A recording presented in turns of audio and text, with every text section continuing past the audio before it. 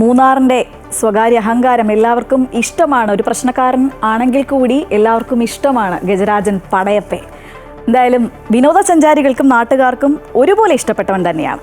പടയപ്പയോടുള്ള സ്നേഹം മൂന്നാറിലെ കുട്ടികൾ ചിത്രങ്ങളാക്കിയ വിശേഷങ്ങളാണ് ഇനി നമ്മൾ കാണാൻ പോകുന്നത്.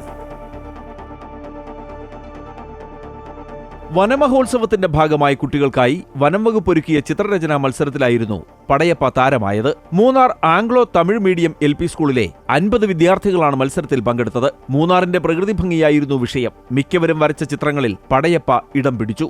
മൂന്നാറിന്റെ ഭംഗി അതുമായി ബന്ധപ്പെട്ടാൽ പ്രകൃതി സൗന്ദര്യം വരയ്ക്കാനാണ് അവരോട് ആവശ്യപ്പെട്ടത്. അപ്പോൾ എല്ലാ കുട്ടികളും വരച്ചപ്പോൾ ഇതിന്റെ ഒരു കോണില് എല്ലാ ചിത്രങ്ങളിലും പടയപ്പയുടെ സാന്നിധ്യം ഉണ്ടായിരുന്നു.